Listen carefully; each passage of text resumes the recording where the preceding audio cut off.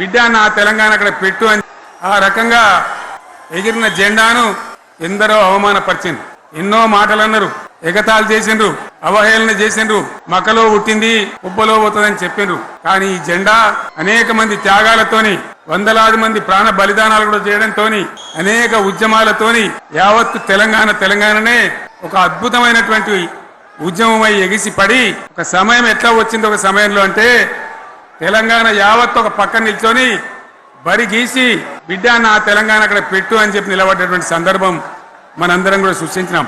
తద్వారా మన లక్ష్యం తెలంగాణ రాష్ట్రాన్ని సాధించుకున్నాం. ఆ తదనంతరం ప్రజలు దీవిస్తే 10 సంవత్సరాల పాటు అద్భుతమైనటువంటి దగదగలాడే తెలంగాణ తయారు చేసి అందరూ బిత్తరపోయే విధంగా, ఆశ్చర్యపడే విధంగా బ్రహ్మాండమైన తెలంగాణ నిర్మాణం చేసుకున్నాం. ఆ విధంగా 25 సంవత్సరాల సుదీర్ఘ చరిత్రను ఈ రోజు ఈ వరంగల్ గడ్డ మీద మనం జరుపుకుంటా ఉన్నాం. రజతోత్సవ సందర్భంలో జరుపుకుంటా ఉన్నాం.